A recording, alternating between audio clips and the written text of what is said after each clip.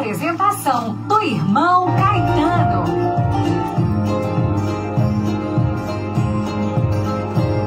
Ouça agora uma reflexão da Palavra de Deus para edificar a sua vida.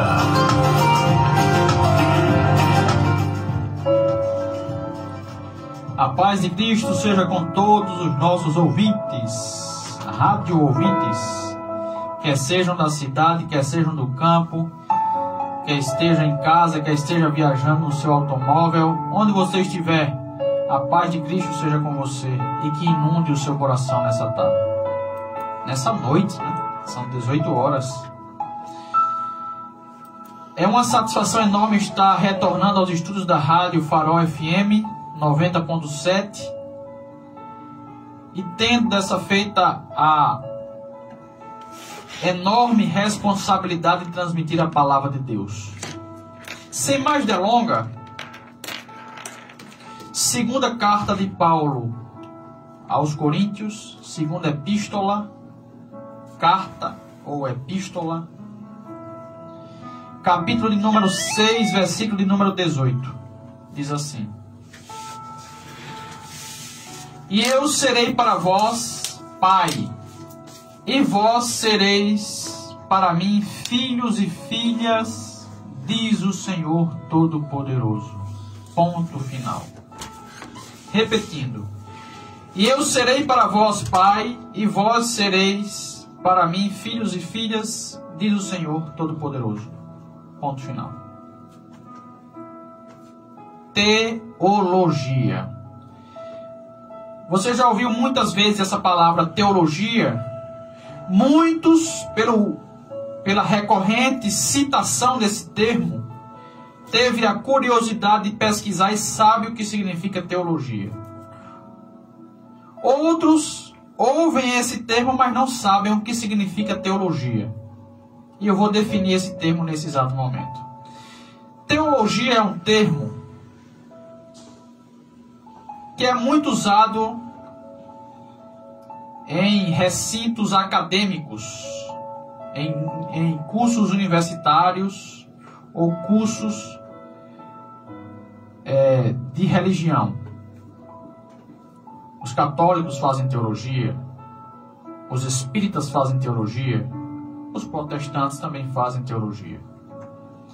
Mas o que vem a ser teologia? Esse termo deveria ser um termo muito bem aproveitado e bem definido entre nós, e não termos esse espanto com esse termo como se fosse coisa de outro mundo. Não, vamos definir agora. Teologia. Teologia é uma palavra formada por dois vocábulos gregos: theos ou theos, que quer dizer Deus, e logos, que daí vem logia, que quer dizer tratado ou estudo. Então, theo, Deus, e logia, estudo. Então, juntando os dois termos, quer dizer teologia o quê? Estudo acerca de Deus. Tá claro agora? Percebeu agora o que significa teologia? Quando alguém falar para você teologia, aí você vai dizer, ele está falando acerca de Deus. Teologia, assuntos acerca de Deus. Tá certo? Estudo ou tratado acerca de Deus. E é sobre teologia que eu quero falar nessa noite. Tá certo? Sobre teologia? Exatamente. Eu quero falar acerca de Deus. Eu me proponho a falar 3 semanas acerca da Trindade. Iniciando hoje com a pessoa de Deus Pai. Como a Trindade é formada por 3 pessoas, Pai, Filho e Espírito Santo, e Pai, não nessa ordem, mas Pai, falamos em primeiro lugar, Deus Pai, Deus Filho e Deus Espírito Santo. Então vou iniciar falando acerca de Deus Pai. Tá certo? Me proponho a falar 3 semanas acerca da teologia, da Trindade, acerca dos 3 que formam um único Deus. Não são 3 deuses, mas são um único Deus formado por 3 pessoas, que eu vou explicar mais na frente, tá certo? Então, teologia. Iniciamos lendo 2 Coríntios capítulo 6, versículo 18. E eu serei para vós pai. Quem será pai? Jeová. Jeová é o nome de Deus Pai, você sabia? Jeová. Mas o nome dele, Jeová, é um nome aportuguesado. Porque o nome de Deus, ele é impronunciável. Não sabemos a pronúncia exata do nome de Deus. Sabemos como é escrita. Que é YHWH, ou no hebraico, Yud, Re, Vav, Re. Yud, Re, Vav, Re, em hebraico. YHWH. Que é escrito de trás para frente. Do final para o começo, em hebraico. Então os maçoretas introduziram, depois de muito tempo, as vogais da palavra Adonai, e ficou Yahweh, ou Yahvé, que é aportuguesado, fica Jeová. Então o nome de Deus é Jeová, Deus e Deus Pai. Tá certo? Quero falar acerca de Deus Pai nessa noite. Para falar acerca de Deus, nós precisamos inicialmente falar ou tratar acerca das provas da existência de Deus. Porque sabemos que muitas pessoas não acreditam na existência de Deus. E muitos formulam até argumentações fajutas. Eu digo fajutas porque são argumentações heréticas, errôneas, distorcidas, sem base, para defender o seu ateísmo. Até o ateísmo tem base, segundo uma base sobre a areia e não sobre a rocha. Sabemos que o que está sobre a areia é fraco. Qualquer chuva que cair, derruba. Qualquer vento que soprar, derruba. Qualquer rio que correr, derruba. Então os ateus não acreditam em Deus. Mas o que é que nós cristãos temos para acreditar em Deus? Quais são as provas que temos para acreditar em Deus? Você diz que acredita em Deus, mas o que é que faz você acreditar em Deus? Você pode dizer, eu sinto Ele. Essa é a experiência pessoal. Não é uma experiência rejeitável. Mas do ponto de vista da intelectualidade, esse argumento de sentir não é tão sólido e baseado. Porque os intelectuais afirmam que não é uma questão racional, mas é de sentimento. E todo sentimento ele é volúvel. Ele pode sentir hoje e pode não sentir amanhã. Então não é um argumento sólido. Então vamos para argumentos mais sólidos do que o sentimento. Não quero descartar o sentimento, entenda. Sentir Deus é muito importante. Nós sentimos Deus diariamente. Nós que temos intimidade com Deus, que nos aproximamos de Deus. Nós sentimos Deus. E não é um argumento fajuto, como os dos ateus. É um argumento forte. Mas vamos para outros argumentos para endossar essa ideia da crença na existência de Deus. Então o que é que prova a existência de Deus? Em primeiro lugar, a criação. Mas nós sabemos que, em contrapartida, existem pessoas que não acreditam na criação. Eles são evolucionistas, acreditam na teoria da evolução. E para se crer na teoria da evolução, precisa se crer também na teoria da origem do universo. Que para muitos, o universo, para muitos cientistas e para muitos adeptos desses pensamentos dos cientistas, eles acreditam que o universo, quando falamos universo, é terra, céu e mar. Animais, vegetais, tudo que tem existência real, visível, palpável. Tudo que tem existência surgiu por meio de um ovo cósmico. Uma bola gigantesca se condensou e se esquentou terrivelmente, a altíssimas temperaturas, ao ponto de chegar ao clímax de estourar. E após aquele estouro estupendo, deu origem às coisas que existem. Eu costumo dizer que é preciso mais fé para crer nessa ideia do ovo cósmico, do Big Bang, do que para crer em Jesus e de crer na Bíblia Sagrada e crer em Jeová. É preciso mais fé para crer nisso do que crer em Deus. É preciso menos fé para crer em Deus do que para crer nessas teorias loucas dos cientistas. Mas eles afirmam isso. E os próprios cientistas se chocam entre si, porque os cientistas afirmam que matéria inanimada não pode gerar matéria animada. Ou seja, pedra não pode gerar barata, gato, rato, formiga, matéria viva. Ou seja, matéria sem vida não pode gerar matéria com vida. Então, como pode de um ovo cósmico sem vida gerar toda essa complexidade da existência de seres vivos no nosso planeta? Eles não têm explicação, porque eles entram em choque. A teoria da biogênese, essa é a teoria da biogênese, é uma doutrina que é aceitada por todos, é um consenso geral entre os cientistas, a teoria da biogênese, que diz que a matéria inanimada não gera matéria animada. Ser vivo só pode vir de outro ser vivo. Pedra não gera nada. Madeira, mesa, cadeira, caneta, celular não gera matéria viva, porque isso são matérias mortas. Então, quem deu a origem a tudo? Uma força maior, que foi o nosso Deus Jeová, juntamente com Jesus e com o Espírito Santo, a Trindade perfeita. Porque todo efeito tem uma causa. E o efeito, e a causa, aliás, a causa sempre é superior ao efeito. Então Deus é superior, nós entendemos assim. Tá certo? Outro argumento, esse é o argumento da criação, foi Deus quem criou. Gênesis 1:1. No princípio, criou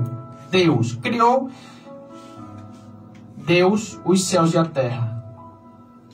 Bereshit bara Elohim. No princípio criou Deus. No hebraico, Bereshit bara Elohim. No princípio criou Deus. Foi Deus quem criou tudo, os céus e a terra. Os céus compreendem os anjos, tudo que é lá em cima, os planetas, satélites, estrelas e terra, animais, vegetais e seres humanos. Tudo foi criado por Deus. Gênesis 1:1. Tá certo?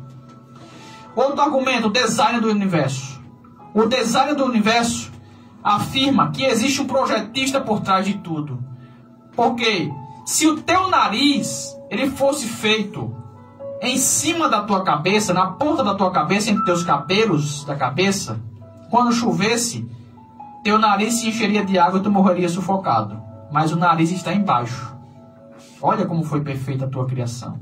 Está tudo nos conformes da vontade de Deus. A distância entre a Terra e o Sol e a Terra é de 150 milhões de quilômetros. Você sabia disso? Se a Terra fosse distante 50 quilômetros apenas, toda a mais, 50 distante a mais, 50 quilômetros a mais, não existiria nada vivo na Terra, porque tudo seria gelado. Se fosse 50 quilômetros a menos ou próximo do Sol, tudo que tem existência seria exterminado em um segundo. Não existiria vida da mesma forma, porque não suportaria o calor do Sol. Então tudo está nos conformes de Deus. Isso é chamado de design do universo. Você olha para uma fruta, uma maçã vermelhinha, que coisa bela. Você olha para uma palmeira, que coisa bela. Você olha para o sol, que coisa mais irradiante e maravilhosa. Você olha para o céu estrelado, quanta beleza. Você olha para a praia, as águas subindo e descendo e jorrando para a beira, que coisa maravilhosa. Quanta terra, quantos animais belíssimos. Os seres humanos belíssimos. Cada ser humano é belíssimo conforme a criação de Deus. Não há ser humano feio, porque foi Deus quem criou. Tá certo?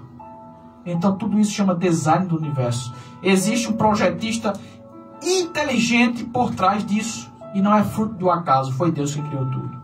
Outro argumento, a crença universal no ser supremo. Todas as civilizações, desde Adão até hoje, desde a primeira civilização, a cidade mais antiga do mundo conhecida é Jericó, desde o primeiro habitante de Jericó até os habitantes de hoje, todos os seres humanos, sem exceção alguma, todos creem na existência ou de um ser supremo ou de uma força suprema. Ou eles atribuem a um ser inteligente, com personalidade, ou eles atribuem a uma força da natureza, mas todos acreditam que existe uma força superior a eles. Isso é uma prova de que existe Deus, porque Deus implantou dentro do homem a crença, o fato de acreditar que existe um ser supremo acima de todas as coisas. Isso é terrível, amado, de maravilhoso.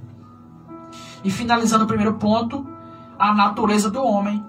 O homem foi criado de tal forma que dentro dele possui alma, ele possui uma alma, que possui intelecto, vontade e sentimentos.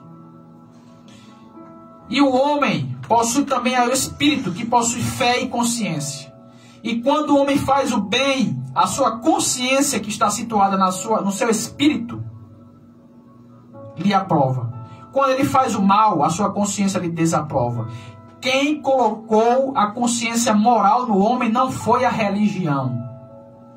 Foi Deus quem colocou dentro do homem a consciência moral. Isso é uma prova de que existe Deus. Que foi Deus quem fez o homem e que fez todas as coisas.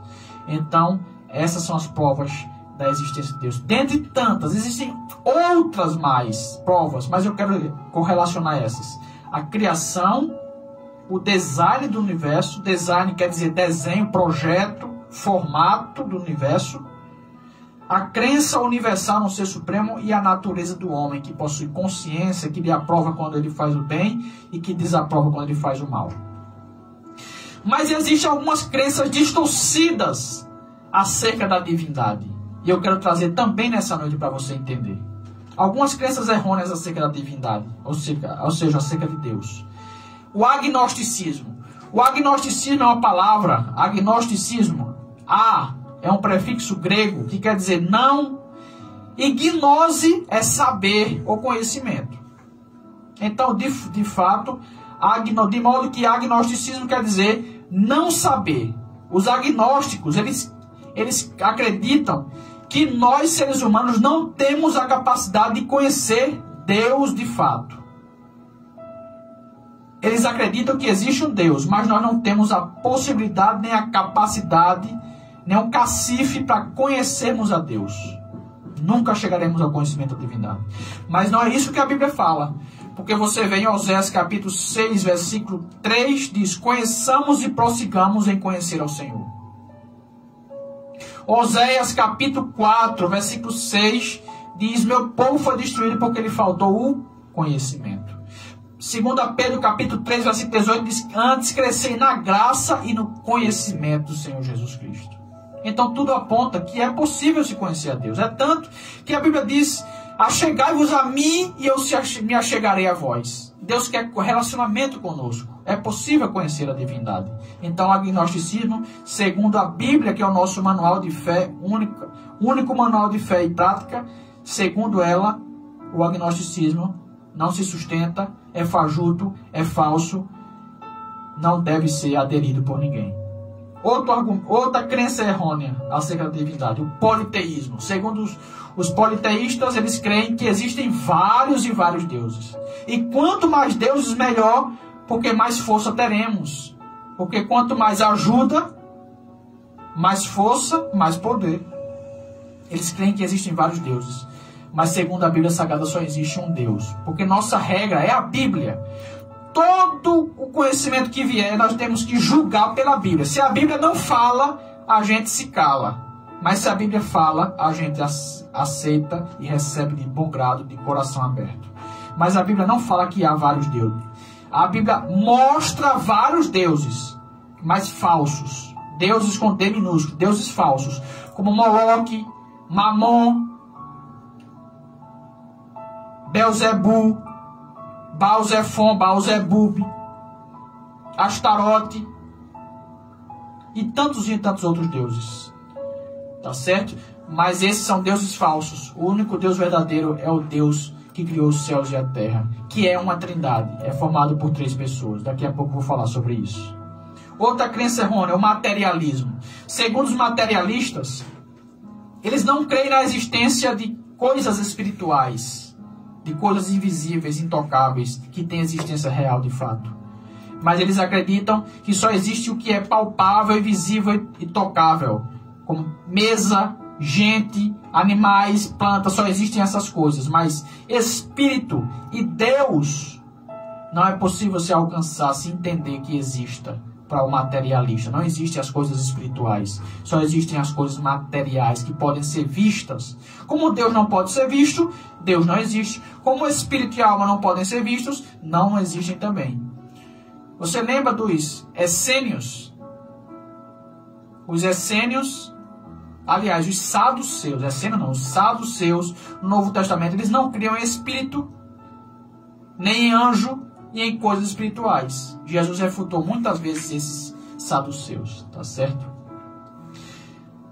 Deísmo. O que é o deísmo? É outra crença errônea acerca de Deus. O deísmo diz que Deus existe de fato, mas nós não temos a possibilidade de termos comunhão com Ele, porque Deus não se comunica com o homem, não interfere na história do homem. O deísmo afirma isso, que Deus deu corda à humanidade, ou seja, como o relojoeiro dá corda no relógio e deixa o relógio trabalhando por conta própria, o deísmo afirma assim também, que Deus criou o universo, criou o ser humano, e de lá para cá não intervém na história da humanidade de jeito nenhum. Mas não é isso que nós vemos, porque Deus, toda a Bíblia Sagrada mostra, a função da Bíblia é nos mostrar que Deus realmente tem contato com o homem. Deus desceu à terra. Lá em Êxodo capítulo 3, versículo 10, diz que Deus tem visto atentamente a aflição do meu povo. Em Salmo 12, versículo 5, por causa da opressão dos pobres e dos gemidos necessitados, me levantarei agora, diz o Senhor. Então, os textos mostram o contrário ao deísmo, que Deus tem contato com o homem, sim. E o último contato que Deus teve com o homem foi quando Jesus desceu à terra pessoalmente para se comunicar com o homem, para morrer pelo homem. Tá certo? Então essas são teorias, são doutrinas, são crenças errôneas acerca da divindade. Tá certo? Mas vamos para a trindade agora. Terceiro ponto, trindade. Deus é uma trindade. O que é trindade? Vale salientar que na Bíblia você não encontra esse termo trindade.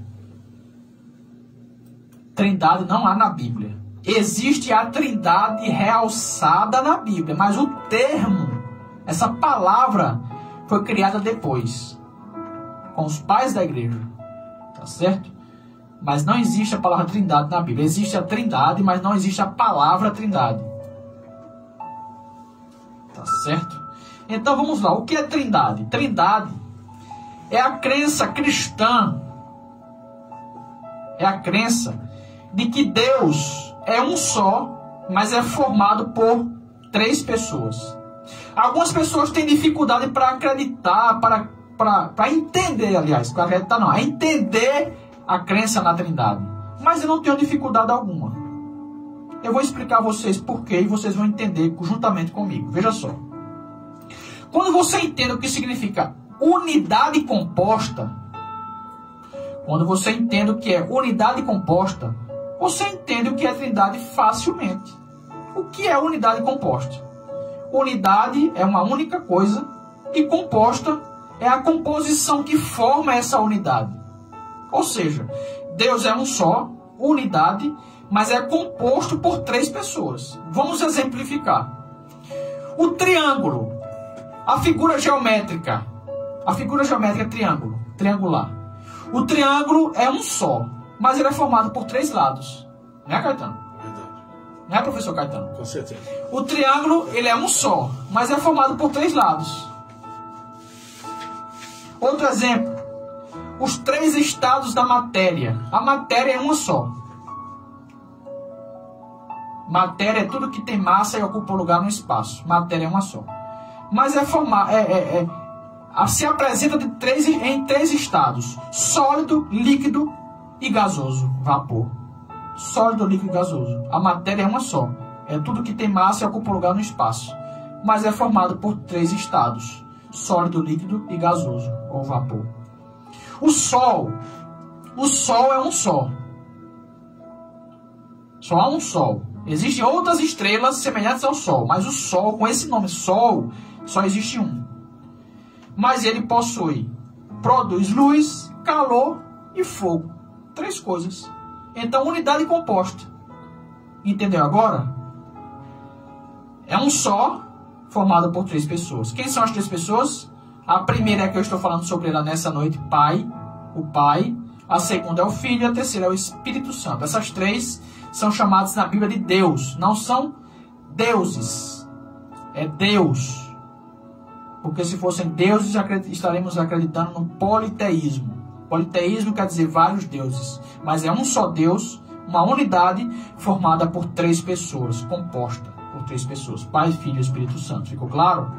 Espero que sim. No Antigo Testamento, a crença na existência da Trindade não existia. Eu sou sincero a vos dizer. Os judeus não acreditavam na Trindade. Os judeus não acreditavam no Antigo Testamento. Eles tinham Shema, ou Shema, que é baseado lá em Deuteronômio. Ouve, Israel, o Senhor teu Deus é o único Senhor. Único. Eles criam numa unidade apenas. Entretanto, o Antigo Testamento, ele apresenta a Trindade. Mesmo sem eles acreditarem, mesmo sem eles defenderem e terem a noção, mas a Bíblia já mostrava a Trindade no Antigo Testamento. Vou lhes mostrar um exemplo. Quando a Bíblia diz em Gênesis capítulo 1, versículo 1, no princípio criou Deus os céus e a terra. Bereshit bara Elohim. No princípio criou Deus. Quando você chama Deus ali, em Gênesis 1:1, Deus ali é Elohim. Elohim. E Elohim é uma palavra que quer dizer deuses. Sempre que você fala Elohim ou Deus, você está chamando deuses. Mais de um, no plural.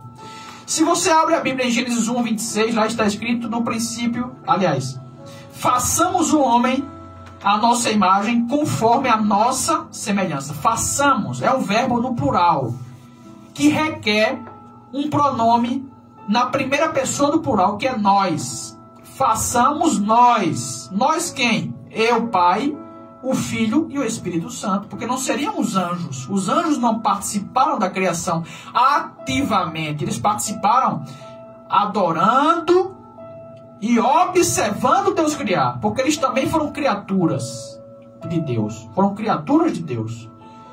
Então no princípio criou Deus, Elohim, façamos o homem, façamos nós, eu, Pai, o Filho e o Espírito Santo.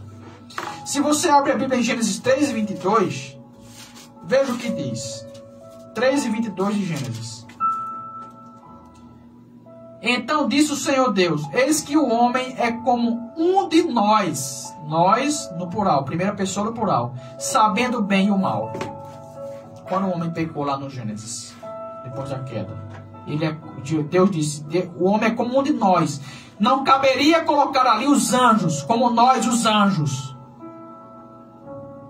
Porque o homem não é como os anjos, o homem é como Deus. Deus criou o homem à sua imagem e semelhança. Tá certo? Então, no Antigo Testamento já mostrava Deus. Quando você cita o nome Deus, você está chamando deuses, no plural. Gênesis 1:26, façamos o homem. E Gênesis 3:22, tem o pronome nós, no plural, primeira pessoa do plural. E no Novo Testamento? No Novo tem uma expressão maior.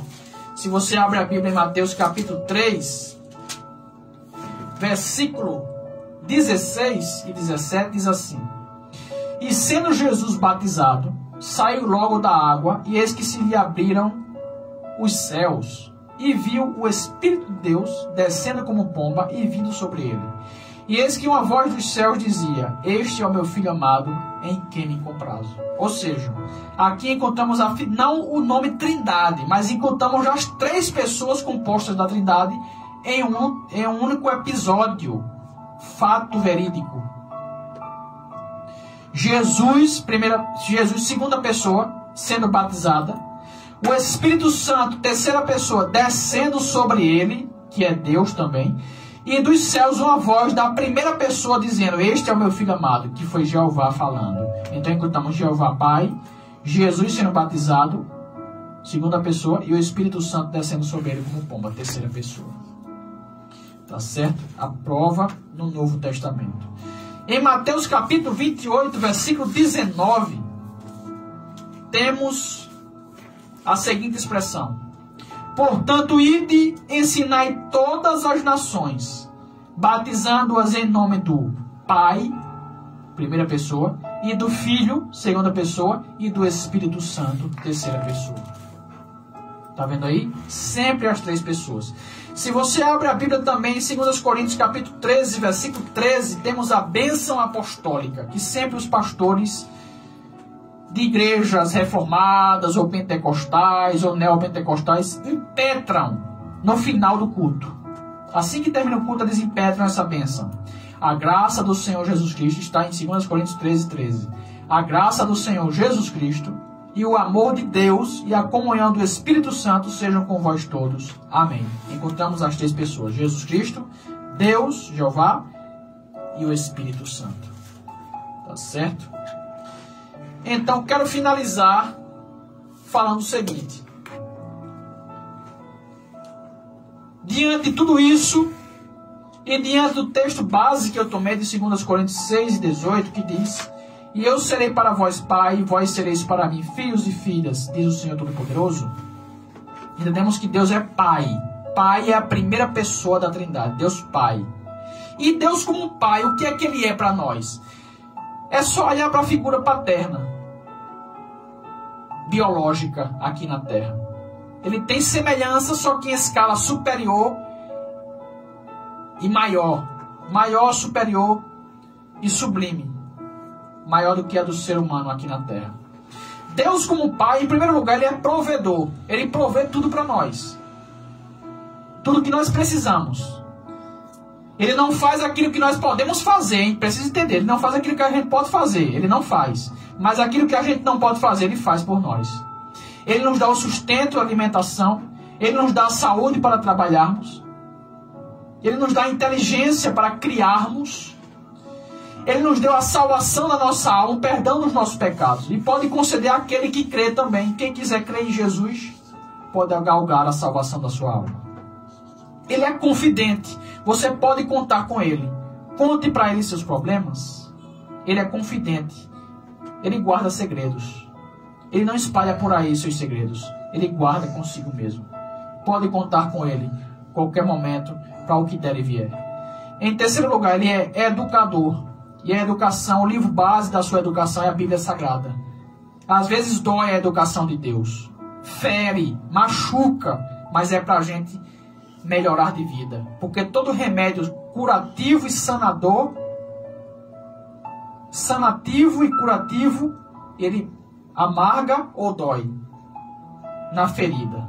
E a palavra de Deus às vezes dói, machuca, mas é para o nosso bem. Em quarto lugar, Ele é atencioso.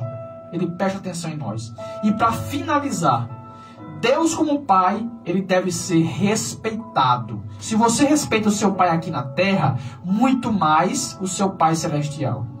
Mas tem pessoas que respeitam o seu Pai na terra e o Pai celestial eles não respeitam. Verdade. Eles zombam de Deus, xingam Deus, chegam na igreja, não dobram os seus joelhos para orar. Olha, você sabia que a primeira coisa que você deve fazer quando entrar dentro de uma igreja é dobrar o seu joelho e falar com o Pai? Não precisa ser uma oração de meia hora, de 1 hora. Fale com o Pai. Fale com o seu Pai. Respeite o ambiente que é a casa de Deus. Não é a sua casa, não é a casa de irmã Joana. A igreja não é a sua casa, nem a casa de irmã Joana. É a casa de Deus. Respeite o ambiente e respeite a Deus. Fale com Deus quando chega na igreja. Outra coisa, não use o nome de Deus em vão para qualquer coisa. Para qualquer coisa você usa o nome sangue de Cristo, Jesus, misericórdia. Cuidado com as expressões. O sangue de Jesus é muito precioso para ser usado de qualquer forma. Outra coisa, siga os seus mandamentos. É uma forma de você respeitar a Deus. E outra coisa, viva uma vida santa. Que Deus abençoe a sua igreja em nome de Jesus. Que Deus nos faça entender a sua palavra. E para a semana irei falar sobre a segunda pessoa da Trindade, que é a pessoa divina de Jesus Cristo. Que Deus abençoe a todos. Amém.